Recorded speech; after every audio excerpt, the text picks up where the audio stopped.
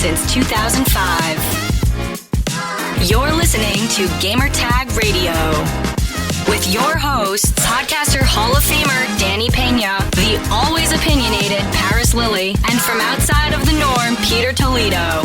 This is Gamertag Radio.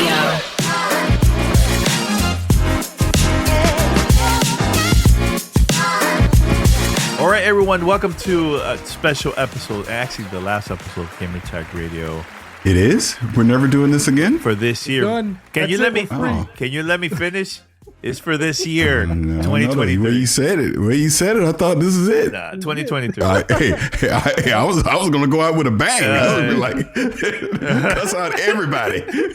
That's all good. Everyone, welcome here. And we're going to be talking about our top 5 favorite games of the year. And this is going to be a great conversation with the whole team and everything. And maybe we'll talk about like any disappointment or underrated games that came out this year. Probably we'll talk about it and stuff. But so right here we have the one and only Paris Lilly. How you doing, Paris? Hey, good. Actually, it's still morning, so good morning. Good morning. How you doing? Yeah, good. And also joining us here from his long tour. He's always everywhere around the world. Peter Toledo. I'm probably still on tour. Yeah, you probably are. I don't know it yet. Yeah, Don't know it yet. What's up, bro? Is there somewhere that you're planning to be next in the future that you haven't been? Because it's like you've been everywhere, so I don't know how to. That I haven't been? Let's see. Yeah. Just came back from Thailand, Dubai, and then my birthday trip. Actually, me and my wife's birthday trips. Okay. The Dolomites in Italy. Oh. And then Cabo, Mexico at the end of the year. Nice. That's all I know for now. I'm sure others will pop up, but those are the Wait, when you going to Cabo? Probably 2 to 3 times potentially next year. Oh, snap. Let your boy know. Yo, you got to tell us in advance. We probably could go over there and meet up. Yeah. Hey, Cabo ain't nothing but a thing. That's a 2-hour plane ride. A quick flight. That's a quick flight. Yeah. But, we'll talk. We'll talk. Okay. All right. Actually, nope. Baby gonna be 1 year. No, you ain't traveling nowhere, bro. Hey, notice I didn't include Danny. Yeah. I said let me know. No. He about to be a dad. Baby's gonna be traveling with us everywhere. Yeah, you saying that now? Y'all heard that. Hey. Y'all heard that. Yep. Y'all heard that. We'll see. Management has not approved those travels, bro. Yeah. All right, head over to gamertagradio.com. Listen to our past episodes. Also, you can find us on any podcast app. And we're there. Make sure to follow us, subscribe, and also post your review. Also, we're going to be continuing to post polls here. So if you guys are listening on Spotify, make sure to go over there and be part of the poll questions, our weekly poll. And So also, if you would like to be part of our family segment, make sure to hit us up. And here's how. Send us your feedback or questions.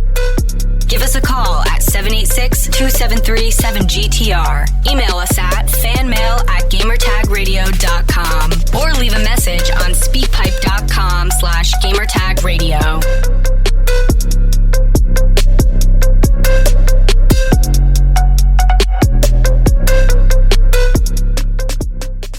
All right, so guys, we're going to be taking a couple of weeks off, and we'll be back early January with a brand new episode of Gamertag Radio, and that's going to be our 19th year doing this. So we'll be back. You just need some time off, and make sure to hit us up on social media. We'll be out there to engage with you guys, man. So except for P, because P's always traveling. He don't care about nobody when he travels. He just sends us pictures like, "Hey, this is a nice hotel where I'm at," just to tease us, That's it. Mm-hmm. Yeah.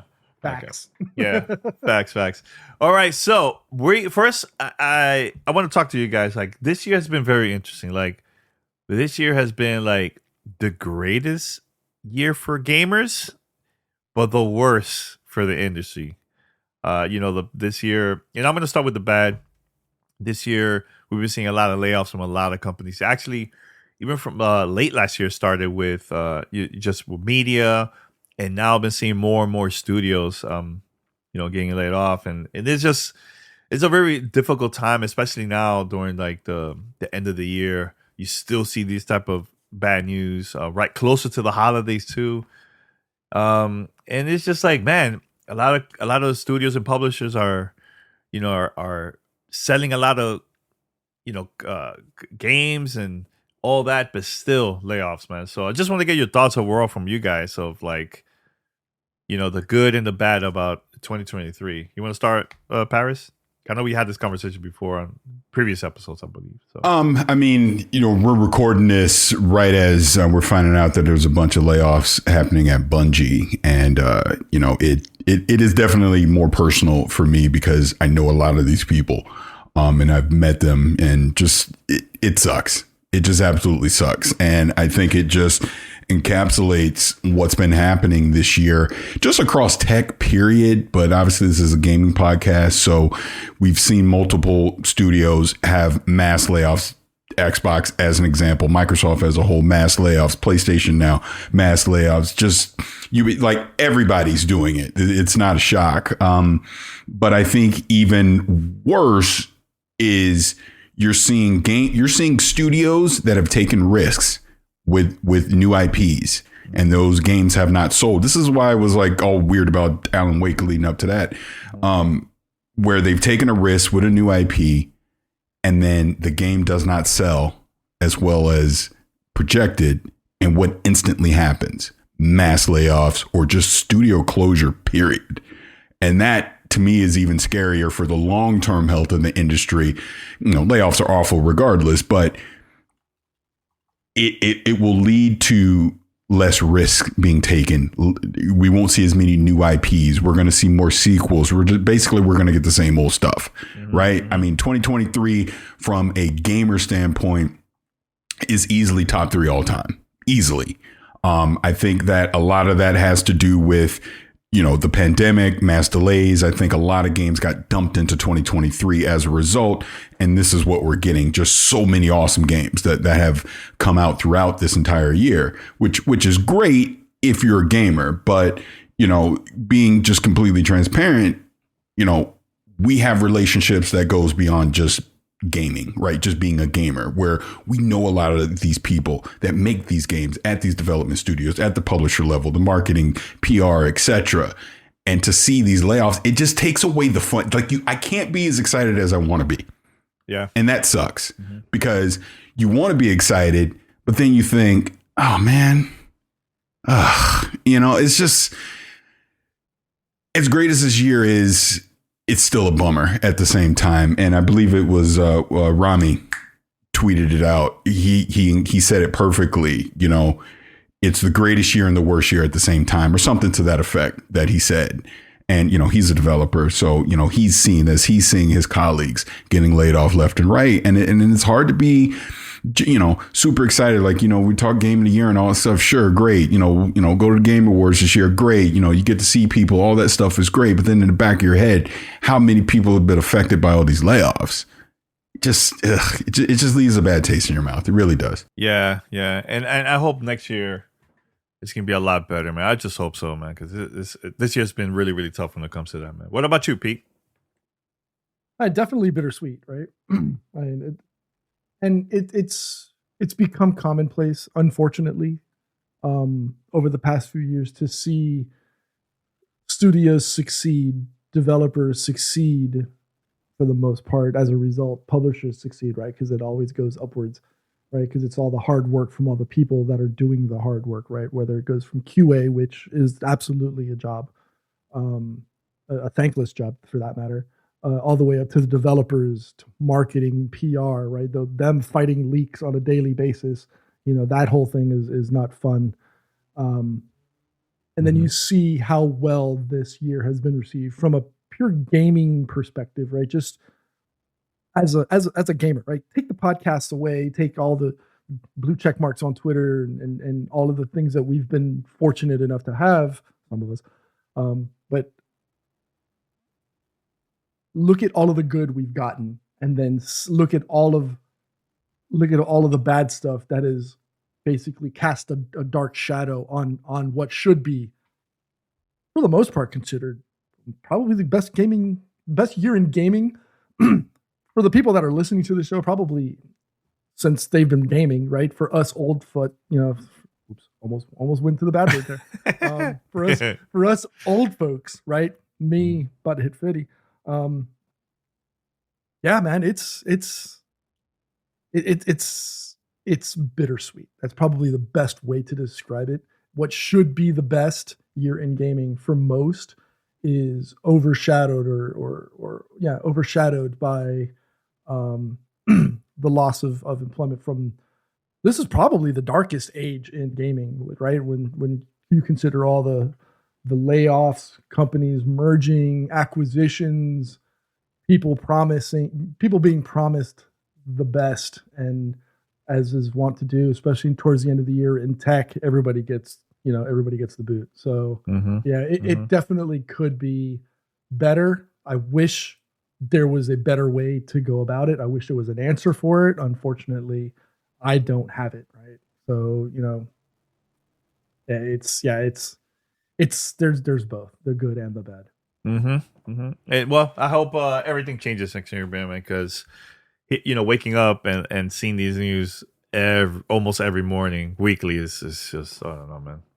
But yeah, so I know we have a lot of gamers that are very excited about this past year. So many games, and let me tell you, this must be the most difficult time to debate which game has been the best of the year. So yeah, there's so many great games that have been coming out. There's of course a couple of disappointments that they came out this year, and also probably a couple of underrated games, man. So we're gonna talk about our top 5, but first, let's start with the most disappointing game of this year for me.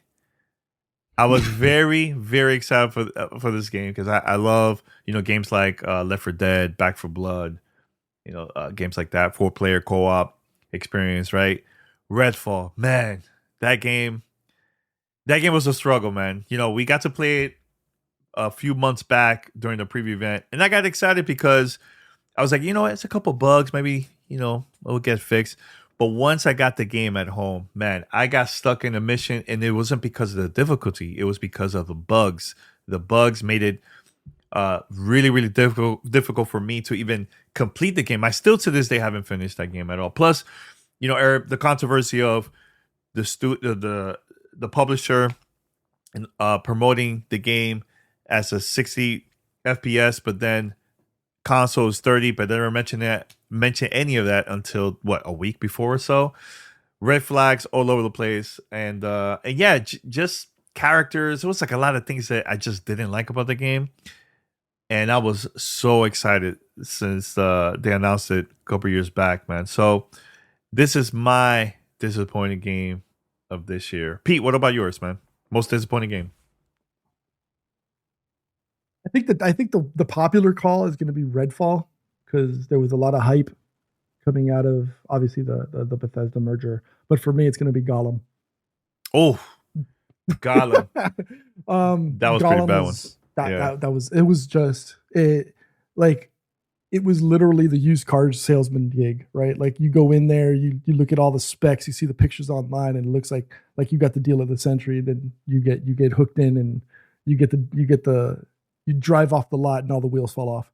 Mm-hmm. That's exactly how it felt on that game. And so for me, I would say Gollum. It was a disappointment, especially considering all the marketing, all the videos, etc. that they showed, and then it just pooped the bed. So, oof. All right. What about you, Paris? Was there any disappointing games for you? I mean, you already said it was Redfall, just for what the potential of what we thought that game was going to be, and it just fell flat. I mean, yeah, they came out with an update here a couple weeks ago, but it's still not anywhere near what that game should be right now. So yeah, I mean that's a huge disappointment on the AAA ladder. I would say second to that would probably be Forspoken. Not that was a game that I was necessarily anticipating, but again, you think about just the studio that was making it, some of the people behind it that was developing and writing for it. Shout out to Gary Whitta. He actually contributed to it as well. Mm-hmm. It just fell flat. just did. So I would say those were probably my two biggest disappointments. All right. Now, and I agree with you. Forspoken, I totally forgot about that one. That was very, very disappointing too. So, all right. So honorable mentions, because look, this is a tough one, man. Oof, tough one. Look, my top 5 is very interesting, but I'll mention to you guys my honorable mentions for 2023. First one, Starfield. Love the game. I have, oh my God, close to 200 hours in that game. Great game. Loved it. But the amount of content that's been coming out this year, the amount of games, it couldn't be up there with my top 5, man, because there was so many good ones out there, man. So, but Starfield, honorable mention. Love that game a lot. Also, another one, The Legend of Zelda: Tears of the Kingdom. It's another one that I truly, truly love. Have a lot of hours on that one. Great game for the Switch. Again, another honorable mention for me. And also another game that I was very, very hyped. Went to the event, the launch event of that one with Paris and a couple of the people. So Rihanna came with me too. It was a lot of fun. That was Diablo 4. Man, what a game. Great game. But still not in my top 5, but still my list of honorable mentions. Now, Paris, for you, what are your honorable mentions for 2023? Ooh, honorable mention for 2023. That's okay. Well, no, let's put it this way. How many are we saying are like game of the year category? It was the game of the year is top 5. It's always been like that for us. Top 5. Okay, so we have a top 5 and then honorable mention. Yes. Okay. Honorable mention, Starfield would be right there. I think it's just outside the top 5 for me. So Starfield would definitely be one. I'm going to take you more of an indie route with my next two. I know where you're Planet going. Yeah, Planet. Well, I think the other one might be, but Planet of Lana. Ooh, that's a good one. Oh my God, I just love that game. That's a good one. That's a good one. Yeah, it's so good. Yeah. And then Cocoon would be another one. I just recently completed that. Just absolutely love that. Fantastic experience. Beyond that, because again, it's just not my thing, but I get the hype over it. Diablo 4. Okay. It's just not my thing though, but I understand people love it, the whole thing. I'm going to also say Cyberpunk 2077 Phantom Liberty. The irony is, if that game would have come out this year, like if Cyberpunk 2077 with the update 2.0 and Phantom Liberty dropped this year, it'd be in the top 5 for sure. For sure. Absolutely loved it. But yeah, I would probably say those are my honorable mention. And the top 5, I think that's pretty easy to figure out. All right. What about you, Pete? Honorable mentions. I want to preface this by saying, oh, sorry. I have one more. Wow. He just cut you off. Yeah, I know. I'm apologizing. Y'all messages don't mean nothing. Yeah. Hi-Fi Rush is also honorable mention for me. Okay. Yes. Sorry. I'm going to preface this by saying Spider-Man 2 and Horizon Call of the Mountain are not in any of my honorable mentions or game of the years because I don't have a PlayStation 5. So sucks for you. And that's why I'm saying it now, because I don't want to throw either one of them in there and then it's not happening, and I don't have it, right? Maybe instead of you traveling to Bucharest, you just go get a PlayStation 5 and play these games. Hey, I ain't go to Bucharest.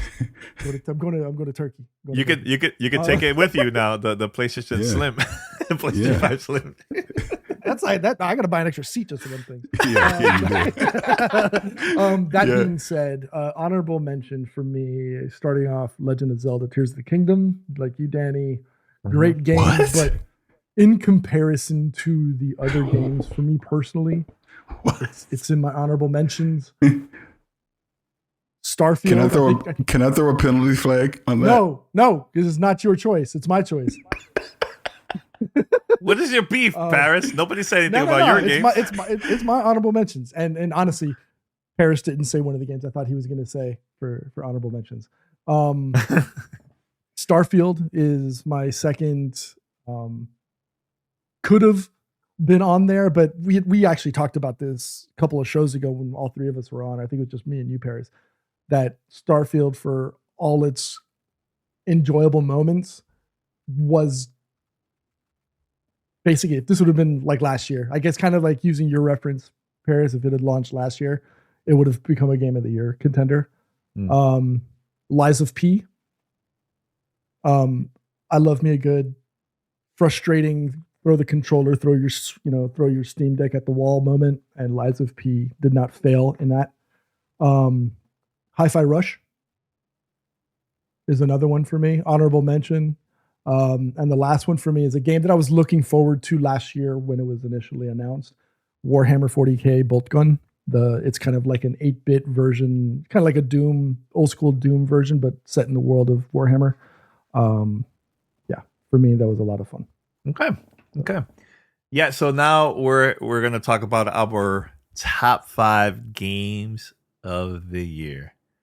So we're going to start with number 5. Number 5 for me, Star Wars Jedi Survivor.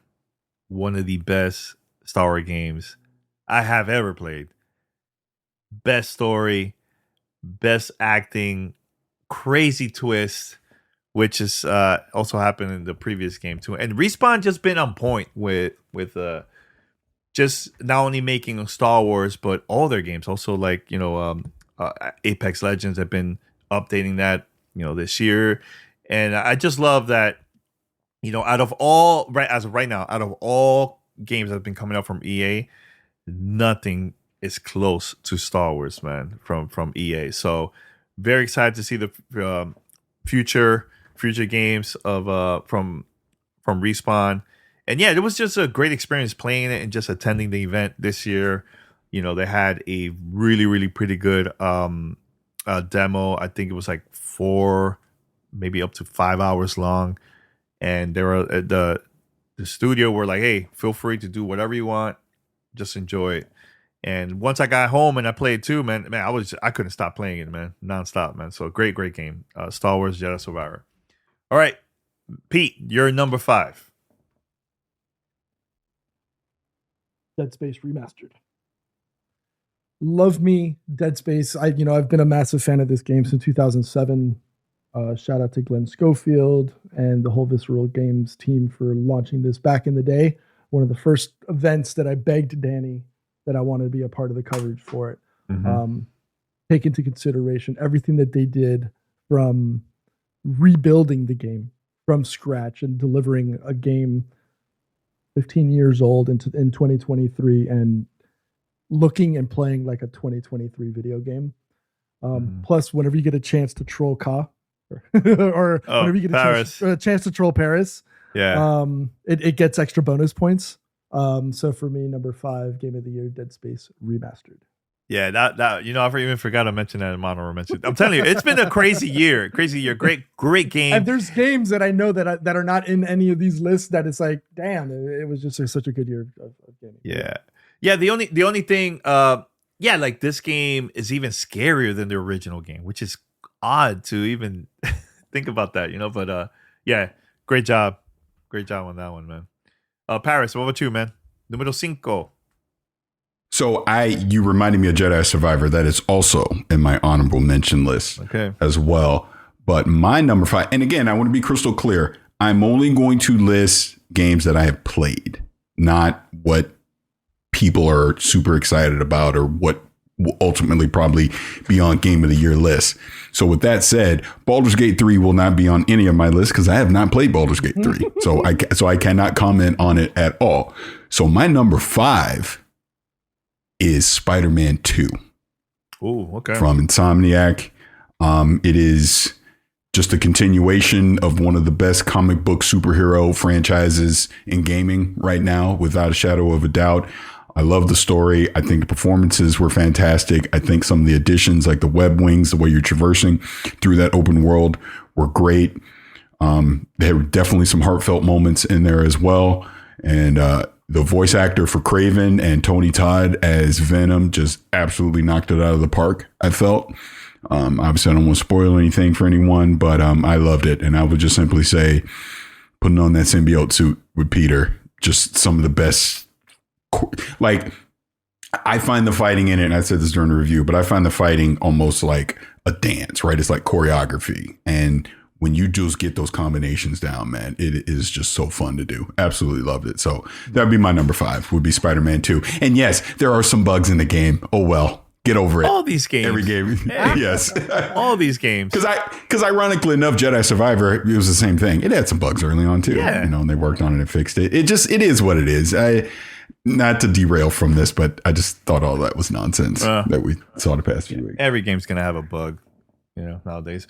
But Paris, I agree with you, man. That's my number 4 is Spider-Man 2. My God, one of the greatest intros I've seen in any game. Yo, my God, so good. That one is good. I just love the fast travel, the new wings in there too. The story overall is top notch. And plus the amount of content, because now they added new boroughs there. You could go to Queens, Brooklyn. There's so many things to do. A lot of Easter eggs. One thing that I need to figure out is where's the Insaniac building? I haven't figured it out. I don't know if you have, Paris.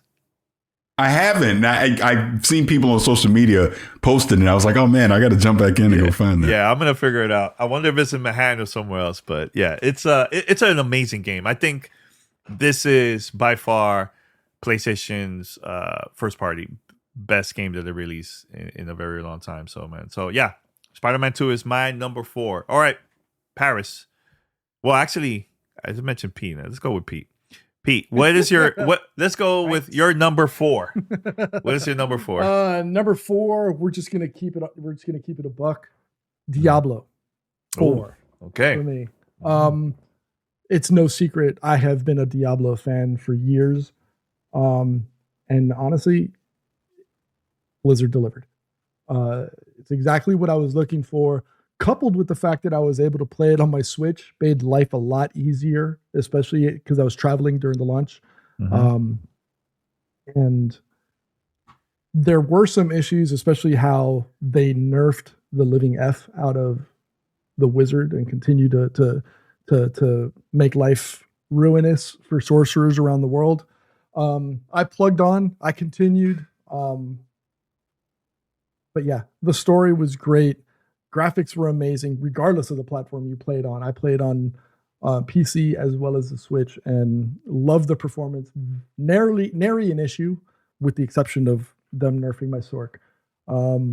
But introduction of Rogue was a lot of fun. I'm looking forward to seeing what season 2 is going to be all about.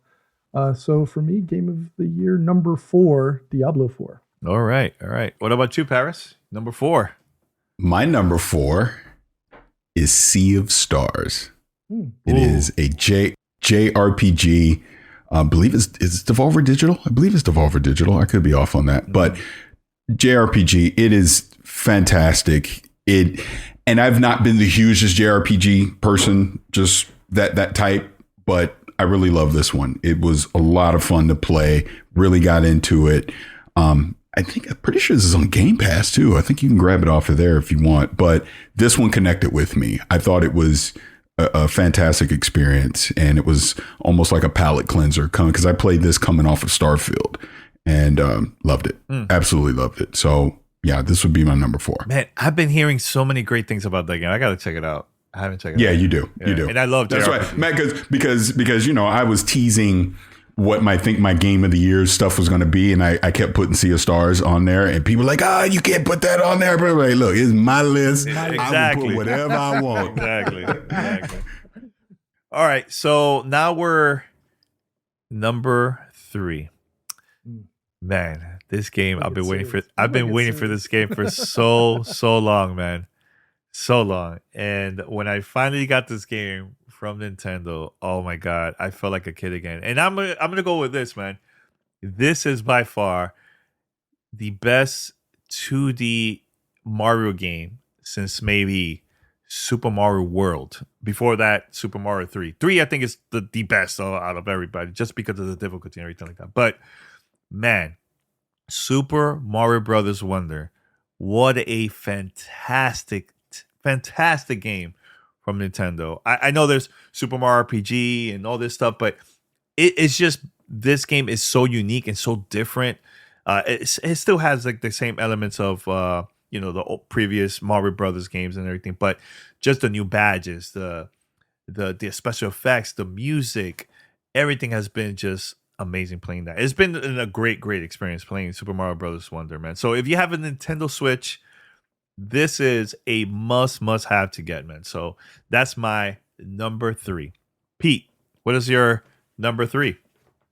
Number 3 is, I think, I know what your number 1 is going to be, so I'm just going to spoil it now. Okay. Alan Wake 2. Mm-hmm. Phenomenal job by the folks at Remedy. I didn't think that they could top the first one. I thought when I first heard you gushing about Alan Wake 2, I thought it was all smoke and like recency bias, and you just being a massive fanboy of the whole Remedy Control, Alan Wake universe, that I thought, this is just Danny being Danny and being a fan. Agreed. Hey, man. But once you dive in, I think it's past chapter 2. Chapter 1 still blows you out. It's just like, oh, this is when it starts. But chapter 2 is where, for me, it really kicked off. And it just, I'm not going to go into spoilers, but wow, congratulations to Sam and everybody else at Remedy. Alan Wake 2 blew the socks off. More than I expected. I thought it was going to be, for me, an honorable mention. But as I continued to play through, I slowly realized that, this is a legitimate Game of the Year conversation topic, and it's fantastic job. Awesome. Paris. It's the same. It's Alan Wake 2. I will leave all the conversation for you because I'm pretty sure I know where you're going to put this. But just love the experience. It's fantastic. Remedy has really they've nailed it. They've nailed this in the survival horror category, and it was phenomenal. But I'll let you finish that up a little bit later. Okay. But Alan Wake 2 will be my number 3. Number 3. All right. Number 2. Now, the 2 next games that I'm going to mention is, for me, is because I just love unique games. I just love new experiences, something that I've never seen before. Because, we've seen a lot of games that will come back and do the same thing and over. It's just an upgraded graphics and a little couple features here and there. But I just love new content, new experience. And again, this game reminded me so much of Jet Set Radio, and a couple of the old school games that came out during that era of like the Sega Dreamcast. And plus, releasing this out of nowhere that nobody was expecting was a huge surprise for me. And that's Hi-Fi Rush. This game has one of the best soundtracks I heard this year. Also, just the experience, the boss battles, it's just funny and fun. And it's very, very unique compared to anything that I played this year, man. And that's my number 2, and that's Hi-Fi Rush. Pete, what's in your number 2? Number 2 for me, Cyberpunk 2077 Phantom Liberty. I really thought that the shock and awe of Cyberpunk coming out a few years ago was over and done with for me. I thought 2.0 was going to be all smoke and mirrors. Mm-hmm.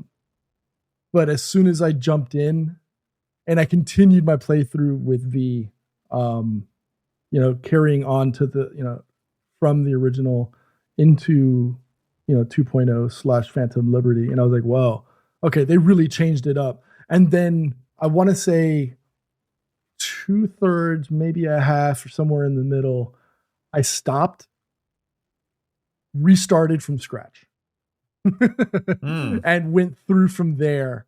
And the experience of playing Cyberpunk 2077 with the 2.0 patch and the Phantom Liberty expansion really kicked off. And I think I enjoyed it more so than my first playthrough. And that's very rare for me. For me, usually I play it once, I'm done, I don't pick it up again.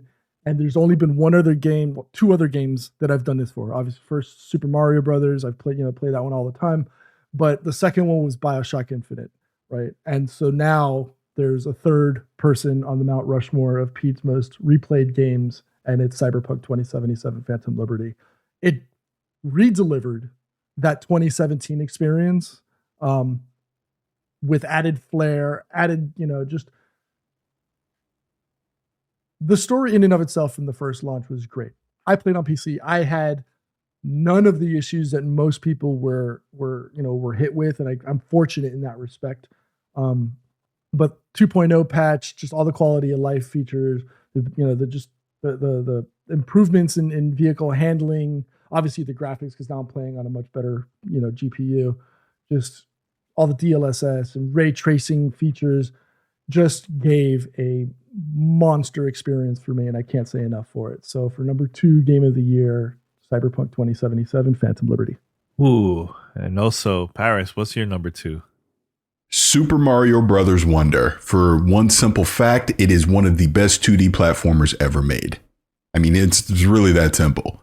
When you think about the legacy, because I've said on the show many years, I consider Super Mario Brothers 3 probably the greatest game, period, not let alone platformer.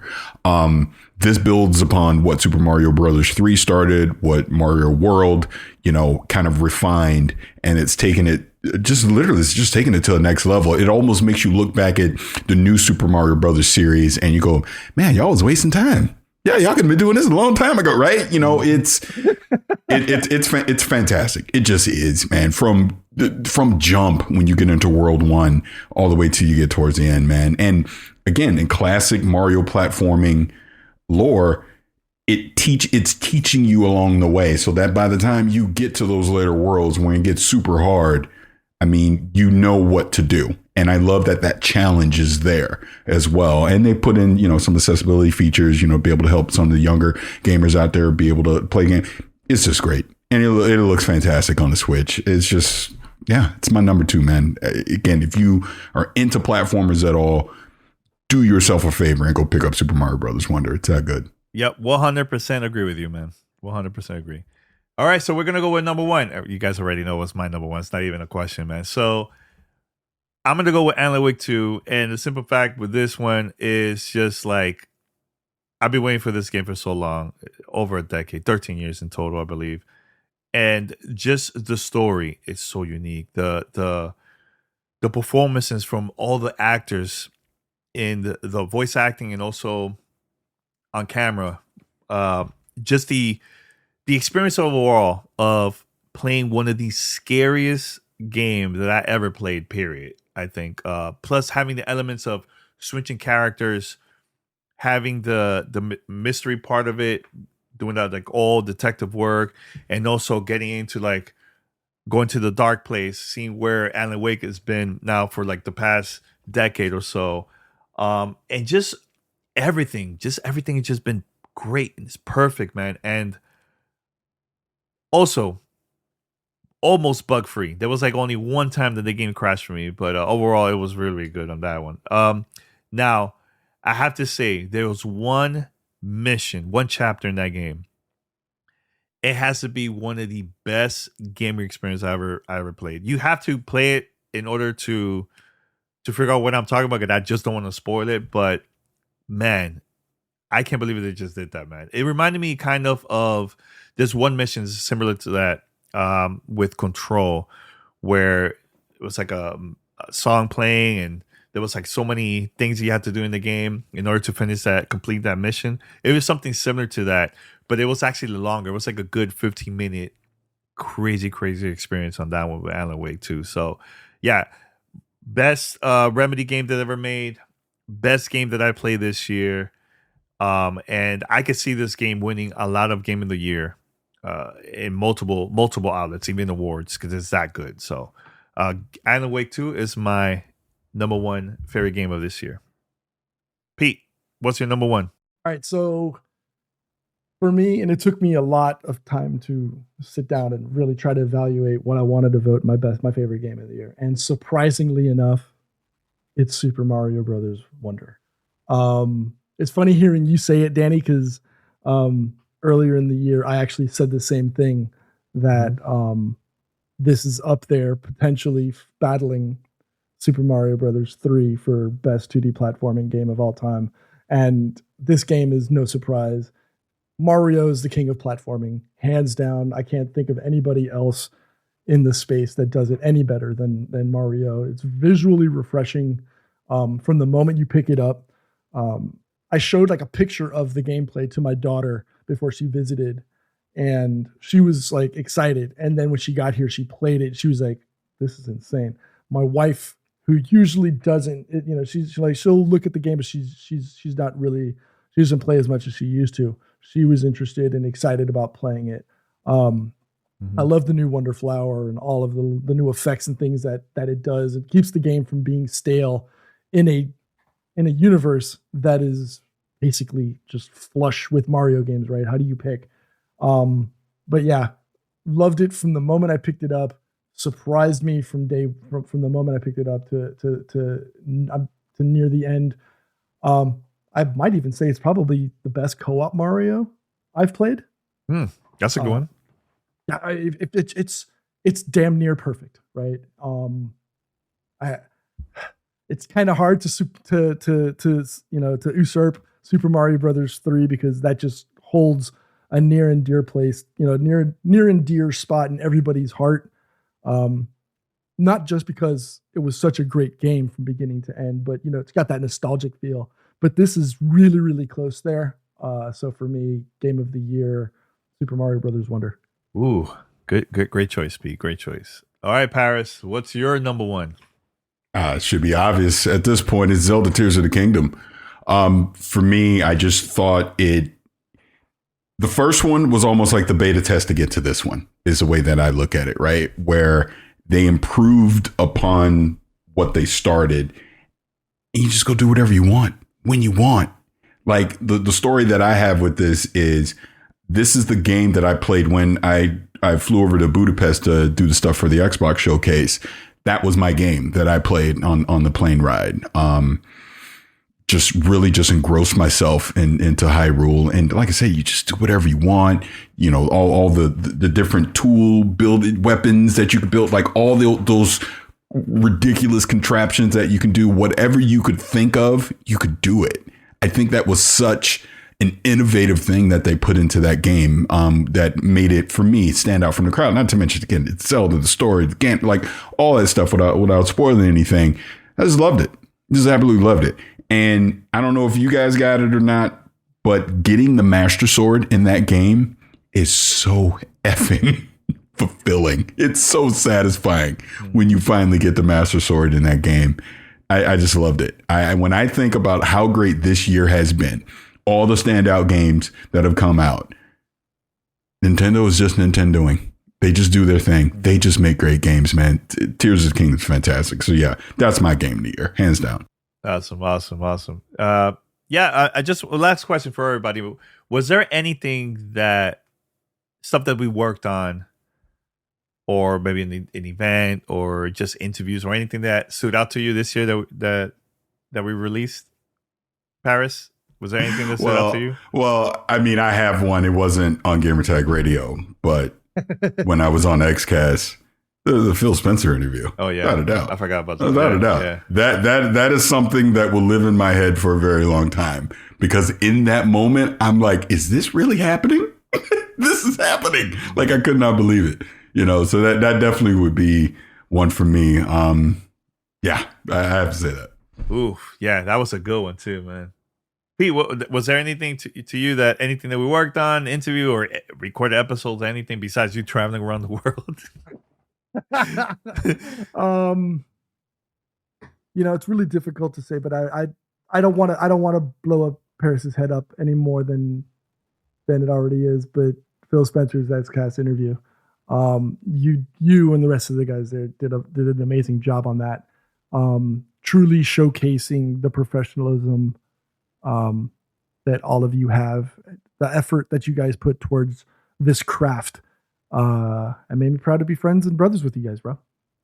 Awesome. Well, I'm gonna have a different answer because I don't want to repeat. But yeah, that one is a pretty good one, Paris. The Phil interview.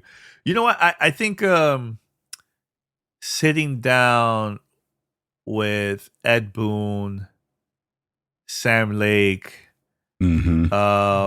there was a couple this year that I'm like, man, that was a lot of fun. That was a lot of fun recording those interviews with everybody. Also, sitting down with CD Projekt Red, them showing showing us Phantom Liberty, Cyberpunk, the new look and everything, like for the first time at Summer Game Fest. I was like, man, that looks so good. Things like that. I think has been an amazing year, man, on that, and I can't wait. I can't wait to see what's gonna happen next year. Next year is GTR's 19th year, and I'll mention this, man. I still love recording. The podcast with P in Paris has been a really, really great year. I know our schedule has been kind of complicated, but when we apologize, but I'm not sorry. No, but when we're all together recording, man, it's just magic. There's nothing that can compare to this, man. Because what it is, we know each other. It's just we'd love to debate. We don't agree with a lot of things, that all that type of stuff, man. So, and I can't wait for 2024, man. I think it's gonna be a really good, positive year, and I hope overall, there is no layoffs. I just want to see that in gaming, man, because it's scary being out there, trying to apply to like all the different studios, and you get an opportunity, and then this happens. That happened with me last year with G4. That was like my dream job, and I know how it is, man, getting laid off like that. It's just. I just hope everything is a lot better next year, man. So, I think that's about it. Anything else, guys, before we wrap it up? No, I think that's about it. Yeah. I mean, it's been interesting. I'll just add on to one thing that you were saying. Just how do I put this? So obviously we with the pandemic and everything, we couldn't do like events and stuff, and we slowly but surely started ramping back up to that. But this was the year where we kind of just full on, everybody was able to kind of get together again. I would say this year's Summer Game Fest and Xbox Showcase in LA was a pretty special one, just because it felt like everybody was there, right? We got to hang out with everybody. We got to see people. We got to hug it out, except UP, because you was off in the Poconos somewhere. But yeah. That was special, because I feel like the last time we had that was 2019. When you think about the amount of time that has passed, where we're all able to get together and hang out and just collaborate and remind ourselves why we do this. You know what I mean? Mm-hmm. And I would say, again, on a personal note, you, Danny, you and Rihanna, you about to have your first child, seeing that journey here over this year. And, it's look, it might culminate today, but to see this culminate, to see where that's going, and, the baby shot, just everything, man. And to just see how, like, I think about, like, with Andrea and Britt and John, like, Greg, like, just James, Lise, just everybody kind of just, we're all like just one big family. You know what I mean? Mm-hmm. And it's been special. It's been good. It's been, I love this stuff. I love that we get to do what we do, and we get to, the people that we get to associate with and hang out, and we've gotten to know over the years. And like I said, it's like an extended family now, man. Really is. Again, just off the cuff, the fact you and I going to WrestleMania and, doing that whole thing, and everybody that was there at the WrestleMania thing, and we had the adventures in the car trying to get to the freaking stadium, and just all these kind of things, man. Yeah. This happened this year. It's been great. Really been good. No, I appreciate that. I appreciate you and Pete for giving me advice offline, behind the scenes and stuff. That was very, very helpful. And just getting support from everybody from the community, all those people that you mentioned, Paris, plus more, has been very, very supportive, not only with me, but also Rihanna too, man. And actually, I know you mentioned about WrestleMania. That was actually the time where we found out. It was like around. No, that's what. Yeah, exactly. Yeah. And we had to keep that like super on the down low. I know, and it was because I remember that, because I knew, but not everyone knew at that time. But then I think all the girls figured it out or something. Yeah. Didn't that happen? Yeah. Because Rihanna and I, we always drink, and they were like, wait a minute, why she's not drinking? Yeah, man. No, but it's just that, man. And I'm thankful that everybody has been supporting. Having Pete on our wedding last year with Ali, that was like super special. And having Paris Had our baby shower this year too. It's just been great, man. You know, it's been great. Thank you guys for the support and everything, man. Anytime. Yeah. All right, and also thank you to our listeners for listening to us, still engaging online on Discord everywhere, man. And then thank you for all the support, man. Next year we're gonna come back strong. We got a lot of cool stuff for early next year. We'll see, but yeah, everyone, thank you. Yeah. Shout out to the mods, man. Shout out to the mods. Shout out to the mods. Arctic, Tanya, Mandy. Shout out to all of you, man, for all the help, man. Not only on Discord, but also in the chat too, man. On Twitch. And F you, Nightbot. Yeah, Nightbot, always beefing. That's it. All right, guys. Until next time, we're out. Have a great holiday season. See you in 2024. We out.